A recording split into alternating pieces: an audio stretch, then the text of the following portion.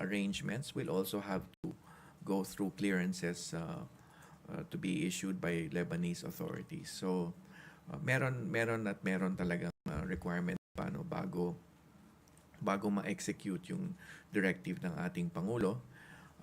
And as to the second question, paano po natin tutugunan muna yung mga requirements na po na yun? On the process na po ba lahat and then yun? you were asking, And then the 11,000. I got it na yung bakit, Opo. Yun nga, tinutugunan ngayon ng DFA, so we're thankful to the Department of Foreign Affairs, Secretary Key and his team, and Ambassador Balatbat on the ground. Ngayon, kung yung mag-a-avail ng repatriation, I think first and foremost, it's the nature of the work of our OFWs.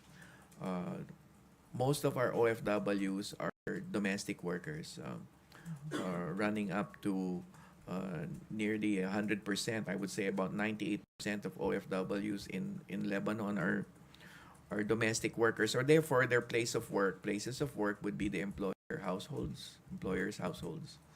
So they are, should I say, devoted to or in daily service of their respective employers. They might have served long enough to have a sense of loyalty and commitment to serve and to work for their employer households. No? So that could be one reason. Yung nature of their work. No? They're not corporate. They don't work in factories or establishments where it would be easier to facilitate their release and return. No? Should I say the emotional tie is maybe a little stronger. The bond is a little stronger kapag domestic work, almost similar to the Israeli situation where most of our OFWs are caregivers, diba? And of course, the income is there, the income, but we'd like to believe we are already addressing or have addressed the matter on the loss of income that may incur if they come home. So ang financial assistance that we're offering can go up as high as 150,000 between DMW and OWWA upon arrival. That's good for 4 to 6 months salary. And then we understand SecRex Gatchalian of the SWD also brings in his own financial assistance. No? And then of course SecTed Arbosa with DOH upon arrival, medical assistance including psychosocial assistance. So I would believe those are the factors. However, having said that, kung safety and security ang pinag-uusapan, ay human nature, human instinct to preserve oneself, to make sure that one is safe and sound for his or her own family. And so when the President ordered to make arrangements for chartering and for mobilization of government resources and assets, we would think that there would be a reaction on the part of our workers in such a way na gugustuhin na rin nila umuwi. Sa tingin ko, we are also sensing anyway na tumataas yung nag-a-avail, yung number nag-a-avail. To give you an illustration, in September and October accounts to as high as 30 to 40% of the total repatriations for the entire year. So in 2 months, nahagip natin yung 30-40% ng total repatriations for the entire year. So you can sense na medyo dumadami yung nag-a-avail ng repatriation. Okay, Harley Valbuena, DZME. Hi, good afternoon, Secretary. Sir, sa briefing po dito last week, nabanggit din po na may OFW sa Lebanon allegedly ayaw payagan ng employers nila na umuwi, and iniipit po yung passports and other documents nila. So are we able to resolve that already, Yeah, sir? our people on the ground, that would include obviously the DMW and OWWA, Admin Arnell's people on the ground, are well equipped. No? We are experts in handling situations like this. We know how to talk to the workers. We know how to talk to the employers and convince them, no, to allow our workers to come home. So this is within the expert. This is right up our alley, so to speak, talking to employers. So we have no worries there. And if it takes having to pay some fees such as immigration penalties kasi meron din mga situation na undocumented yung worker, then we are willing together with the DFA to shoulder certain immigration fees and penalties. Of course, the last thing there is yung Lebanese immigration in a situation where the employer refuses to release an OFW has the final say, the final word on this. So pwedeng ma-override ng Lebanese immigration, ng Lebanese government, yung matter on release or allowing our OFW to come home. So again, it's a joint effort between DFA, DMW, and the OWWA to help our OFW come home pag ganyan ang sitwasyon. Okay. Yes. Maris Umali, GMA7. Hi, sir. Good afternoon. Secretary, can I just clarify, do we have 11,000 total Filipino population Yes, in yes, Lebanon? yes. And right now, the total number of those who wish to be repatriated are how many? We have 192 ready for repatriation.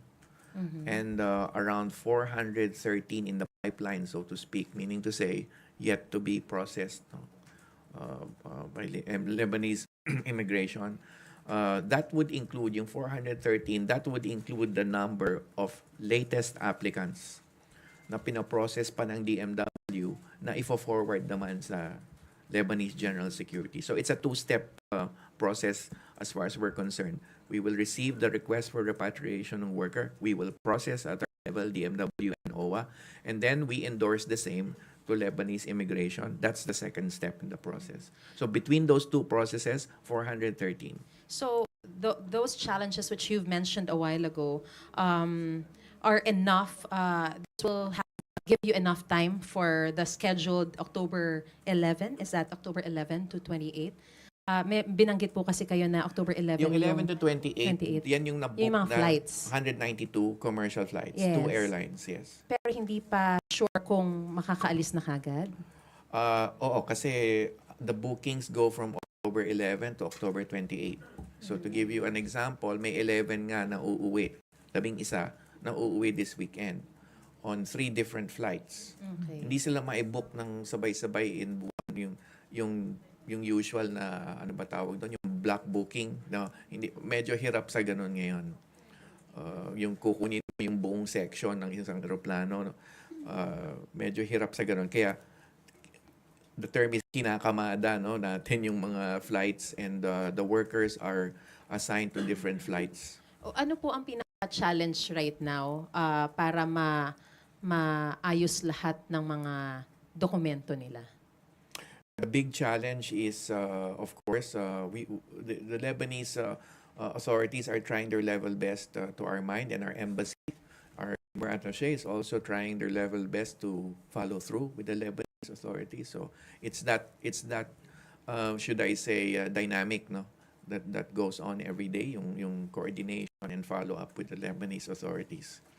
And again, we're hoping and praying na mag-release, may mga subsequent releases, no, dun sa mga pending na nag-apply for clearance. Sir, how is the situation right now in those 4 shelters where the Filipinos are being housed?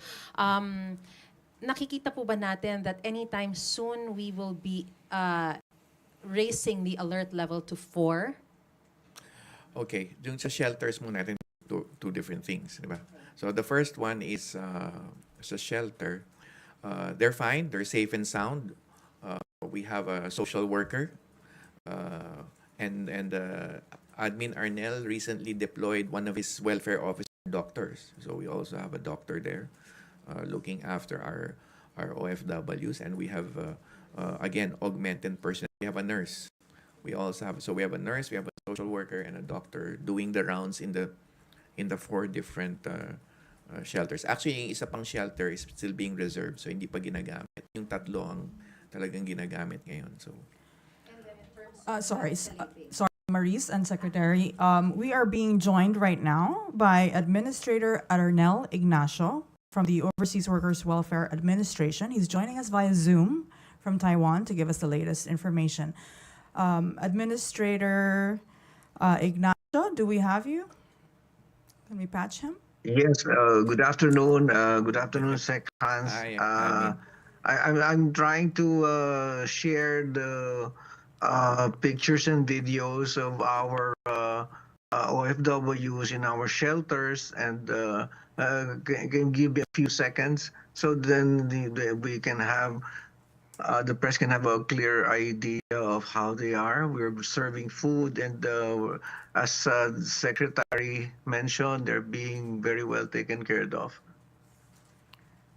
Okay, while waiting for that, can we take one more question for now? No, sorry. With Pia Gutierrez, ABS-CBN. Sorry. Yeah, Pia? Sir, what prompted po the President to call for the meeting and give the directive in the middle of the ASEAN summit? I'll take that last part up with on Marissa's point. So it's the DFA who reviews the alert levels. No? So we are in the hands of our dear colleagues at the DFA. No? Which is so far the review is being conservative, and I know that the review is being undertaken. No? Okay, dun sa ano nga ulit? Yeah.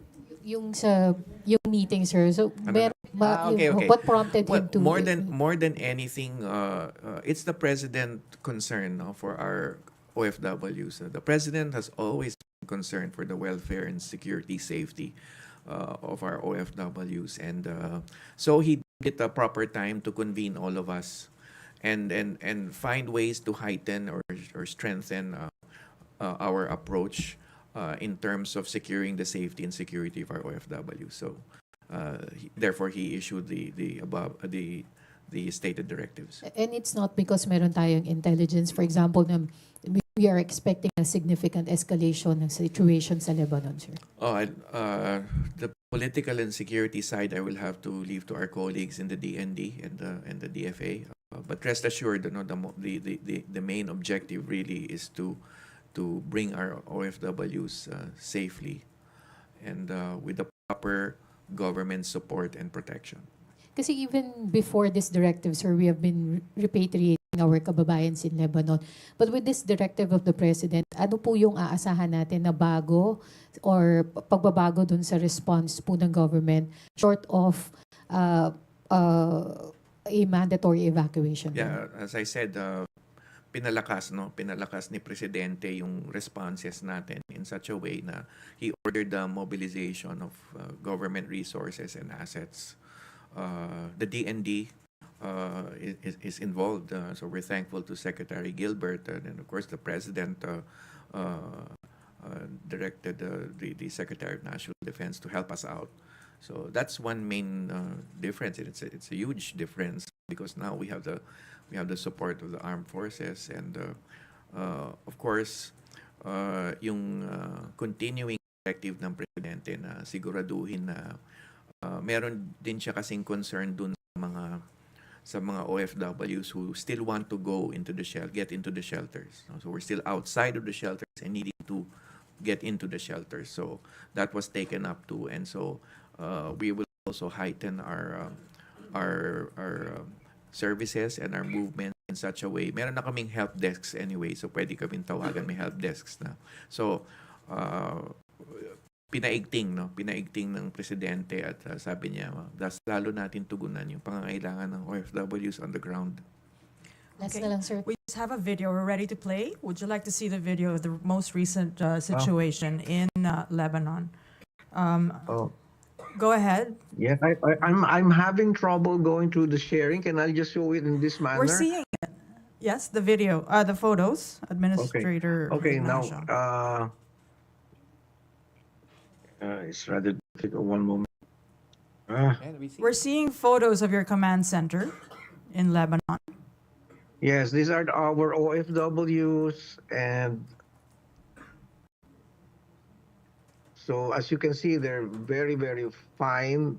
Food we're serving. They're almost having a fiesta. Okay, next photo. Here they are. Please. Share. Those are our shelters. Okay. Thank So as you. you can see, it's very far from how we picture them as panicking. We're serving the best atmosphere there already, as directed by our president and our secretary to take care of them. Always been serving them with care, and we're serving them very well here. I sense na may mga photos na that were, yan, kasi yun yung pa, marami pa. But anyway, perhaps, admin, this can be shared na lang siguro in your media accounts, Opo. social media. Okay. Do we have any questions for Administrator Ignacio while we have him on the line?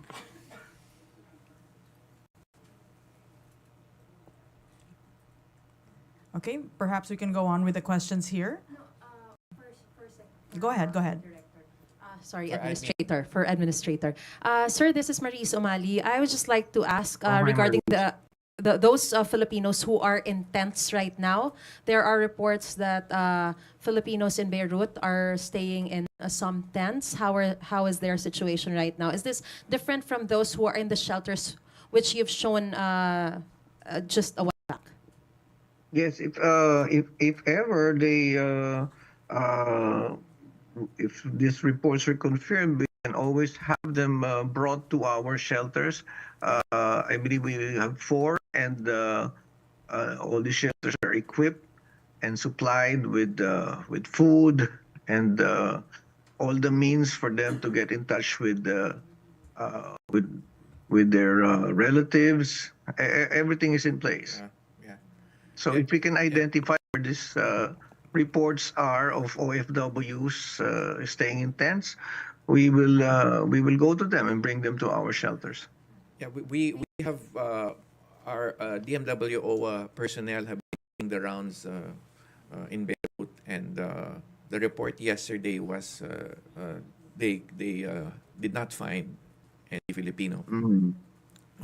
Kasi di ba sa media, yung mga international media, yung mga litrato nasa bangketa, nasa sa square, sa park, ganyan ano.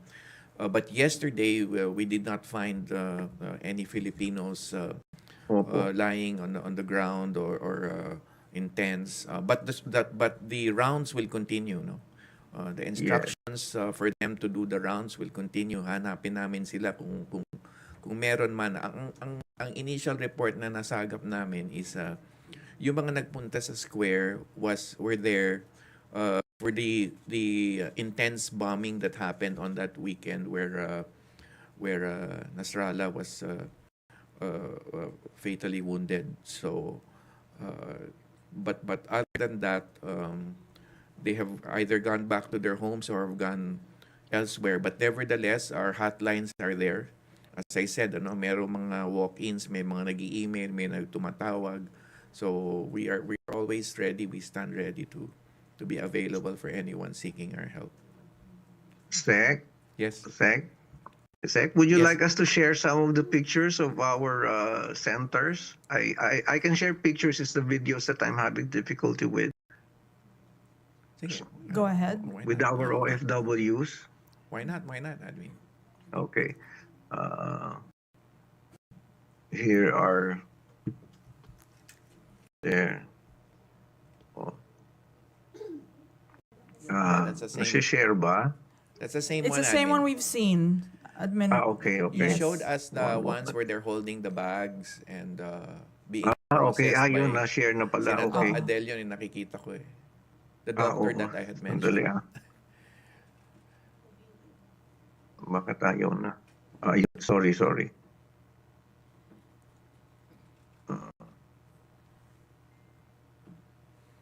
Okay, I guess if it's that shared already, naibigay ko na pala yun. But Okay. I'm sure you have more photos, admin. So Sige. you just my suggestion is just to share them in your Okay, sites. sige, i-download ko in your lang. in the thread of this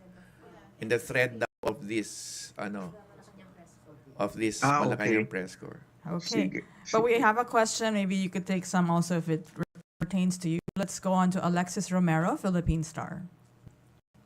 Secretary, can I clarify? So the government is reviewing whether to elevate it to level 4. That's right. That's right. Through the DFA, under the law, it is the DFA that sets the alert level to alert level the alert level 3 and the review for alert level 4. So when it's alert level 4, it would be mandatory evacuation, correct? Repatriation. Yes, Repatriation. yes. Okay. So when do we expect the government to come up with a decision on this? It's hard to tell for our part kasi nga DFA ang nagko-conduct ng review. So we will just await further action or further advice from our colleagues, the DFA, Sec Ricky. But if ever the government decides to elevate that status, is the government ready for the mandatory repatriation? We stand ready. We stand course. ready. In fact, that is might have been answered already. Your question might have been answered by the President's directives yesterday.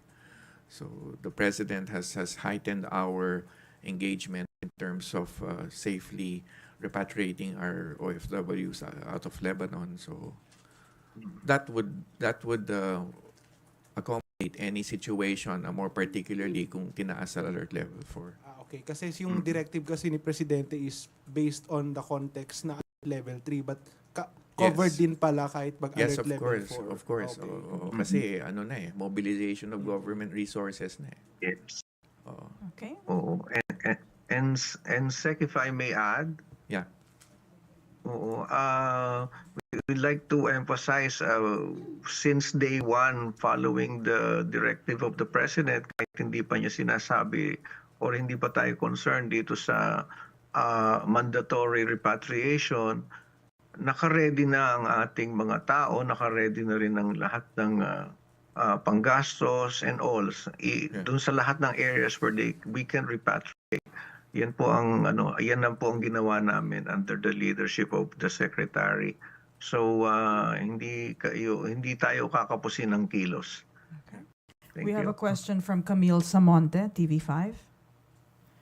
Eden, microphone, please. Secretary Hans, I just want to ask, na-discuss din po ba dun sa meeting kahapon with President Marcos if i-consider yung pagkuha ng charter flights or paggamit ng C-130 to bring them back home? Because kanina po may mga nakausap kami ng family ng mga OFWs na nasa Lebanon na naiipit sa gera. Nagrereklamo sila kasi nababagalan daw sila doon sa tugon ng gobyerno para mapauwi yung mga kaanak nila dito. Yeah, as I mentioned, yung may proseso ng pagpapauwi. Una yung processing ng Lebanese immigration authorities, no. And as I said, we are enhancing, or should I say, strengthening yung coordination namin with the Lebanese immigration side, no. We're hoping na magkaroon pa ng further releases, no, ng mga clearances. And then the second one is the flight bookings. So those are the two challenges at the moment. But yun nga, napakalakas ng tugon ng pamahalaan through the President's directives yesterday. Na as a third measure, we will now mobilize our resources and assets to not just rely on commercial flight bookings. So matutugunan din naman ito. So ang ginagawa natin sa ngayon, yung mga humihingi ng tulong, kailangan ng pagsagip, ay dinadala natin sa shelter or ina-accommodate natin sa shelter. At yun nga yung pinakita ni Admin Arnel. Nandun naman, aalagaan natin sila until sila ay makaalis. So talagang ganun lang sa ngayon sa ang proseso, but rest assured, help is on its way. Okay. Alvin Baltazar, Radyo Pilipinas. Secretary, magandang hapon po. Yes. Sec, how do we get through those sa mga kababayan natin na nasa southern Lebanon? And apparently, nandun yata yung bombahan na talaga. Meron na tayong mga kababayan hindi makalabas doon sa bahay nila and humihingi ng rescue. Yes, merong mga ang bilang kasi ng DFA at DMW OWWA is less than 100 dun sa southern portion, no? But many of them have already moved up to the central part in Beirut at some of them nasa shelter natin. So we're already accommodating them. Pero yun nga, we are also working closely with the embassy and patuloy din ang paglikas ng mga nandoon pa sa southern parts. But the way I understand it is hindi sila ganun karami pero kailangan pa rin talaga silang tulungan. Kaya rest assured, dadali natin sila up to the central portion away from the south, and may directive na rin ng ating labor attaché at OWWA on the ground na sunduin sila doon, i-transport sila from the south to the central portion. Maris Umali. By the way, I forgot to mention yung sinabi na pag kinuha ng employer yung passport, nandiyan dyan naman ang DA to issue the travel document. So hindi naman mabigat na issue yung walang passport yung kababayan natin. Sir, what do we plan to do naman po dun sa mga Pinoys who do not wish to go back home because they believe they won't be affected by the bombings dahil lang sinasabi nila their employers are not members of Hezbollah? Sa ngayon na nasa alert level 3 pa, and if in case the alert level is will be raised to 4? Yes, we will continue to make our services, or yung nga sabi ni Presidente, mobilizing ang assets and resources available to our OFWs on the ground. Kasi, yun nga, political insecurity, yung safety and security, ang kadahilanan. Kaya may alert level 3 tayo. And of course, rini-repass or rini-review kung whether i-raise to alert level 4. So, ang panawagan natin ay sa ating mga kababayan ay mag-avail na nung repatriation service, safe and free repatriation service ng Philippine government. And yung, of course, meron silang sariling assessment at this stage kasi voluntary nga, no, as to whether they are safe or not. Just the same, we make our services available. Ang masasabi ko lang dun sa mga 458 or so na nakauwi na, ay sila ay safe and sound. No? Nandito sila sa Pilipinas, natulungan natin sila at patuloy natin silang tinutulungan sa reintegration at livelihood nila. So, isipin na lang na lamang din yung kapakanan nila at tutulungan sila ng gobyerno sa kanilang pag-uwi. Yan ang utos ng ating Pangulo na bigyan sila ng complete reintegration, repatriation assistance pag-uwi nila. Pia Gutierrez, ABS-CBN. Sir, I wonder kung yung 11,000 are all OFWs or may kasama doon Filipinos already residing in Lebanon? Supposedly kasama yung 11,000, sa 11,000 yung Filipinos. May estimates ang DFA but not so much eh. Nakita ko yung figures, hindi aabot ng 200 eh. At least that's what the figures I saw, no? So yung mga tinatawag na permanent residents or those married to Lebanese nationals. So talagang ang bulto talaga ay OFWs. A great number. Pero so far, sir, mayroon po bang nag-signify na Filipinos residing in Lebanon na gustong magpa-repatriate sa Pilipinas? And yung assistance natin sa OFWs, will they also be available to them? Dating nila dito? Yes, some of those in our shelters, around 14 of them are actually what we call overseas Filipinos, meaning not OFWs and married to Lebanese nationals with their children, no? Right? With their children in the shelter. So we're helping them out. Okay. Last question from, again, Alvin Baltasar. Please pass the mic to the back. Thank you. Secretary, siguro okay dun sa repatriation, pero other matter siguro. Secretary, meron na ba tayong assistance doon sa family nung na-execute na Pinoy doon Yes. sa Saudi Arabia? Ano yung mga assistance na pwede nating maipagkaloob? And any chance na maibalik yung labi ng ating kababayan? Okay. We are working on the repatriation closely with the DFA. Tayo nakikisa at nakikiramay sa pamilya ng ating nasawi na kababayan. kami ni Admin Arnel, nung nasa OWWA pa ako, magkasama na kami sa pag-assist. Of course, OWWA handles the welfare side. So, nakilala na namin yung pamilya nung panahon na nasa OWWA ko. Kasama ko si Admin Arnel. And then, nung lumabas yung balita, yun kasing mga balita ng execution o pagsagawa ng execution, hindi yan sinasabi o binibigyan ng advance notice. So, lumabas yung balita ay agaran na nagpunta yung team ng DMW o OWWA, yung team ni Admin Arnel at dun sa tahanan ng pamilya and assured the family of the support. There are school-age children left behind. So tutulungan natin yung mga bata. First and foremost kasi yan naman ang dahilan kung ba't nag-OFW ang isang tao para sa mga anak. All right. I think, okay. Sorry. Since you are allowing other matters. Bilisan mo, linalamig na ako. Sorry, yung ano lang po, sir, with regards to the 20 Filipino surrogate mothers who were saved by the Cambodian authorities recently, ano po yung mga concrete measures ng DMW in coordination with the IACA? Ano ulit yung tanong? With regards to the 20 Filipino surrogate mothers who were saved by the Cambodian authorities recently, ano po yung concrete measures ng DMW in coordination with IACA to stop human trafficking in Cambodia? We heard of that. I heard of that bit of news, and of course we will work closely with the DFA. Cambodia is one country where we don't have a migrant workers office, but we're working closely always with the DFA in Laos, for instance, or the president is there, and I just came from there at the Filipino community, so we work closely with Ambassador Amatong doon naman sa mga pogo issues doon, di ba? Kamakailan lang.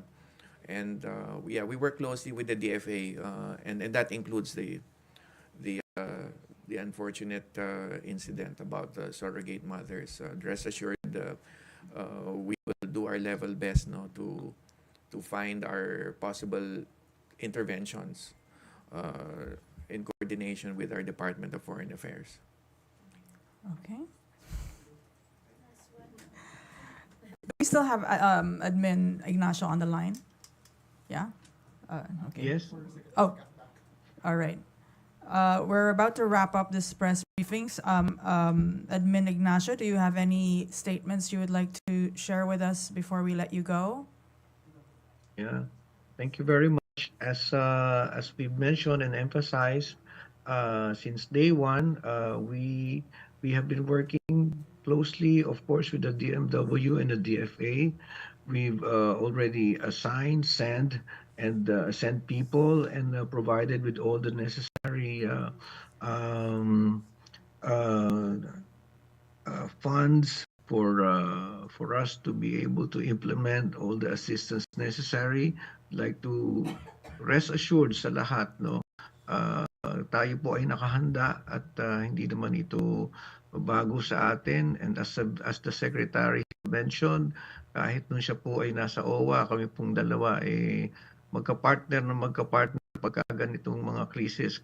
Nung sa katulad nung binanggit nung kanina dun sa nangyari sa Saudi, as we speak, nandun pa rin po ang ating mga kasama from OWWA and DMW sa pamilya nung na-execute nating OFWs. Ang gusto po namin sabihin, we have a very active government ngayon as directed by the President.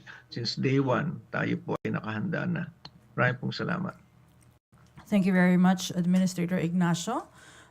Secretary Kakdak, any final words? Yes, kumbaga pareho lang din halos ng sinabi ni Admin Arnel. We are here, of course, to serve our OFWs. The Department of Migrant Workers was created exactly for that purpose. Panggiting ko na rin yung hotline that is shared by Admin Arnel with the DMW, yung 1348. So dumulog lang po dun sa 1348 hotline, as well as yung Lebanon help desk that we put up. There are also numbers there in the DMW Facebook page. So dumulog lang po doon sa website ng DMW. So tulog lang po kayo at rest assured tutulungan po namin kayong lahat. Maraming salamat po. Okay, thank you, Secretary Kakdak and Admin Ignacio. Thank you for giving us the important updates about our fellow Filipinos in Lebanon and, of course, the directives of President Marcos to bring them home by mobilizing all the assets of government and during this stage of voluntary repatriation. Thank you very much for all your work. And maraming salamat, Malacanang Press Corps. Magandang hapon.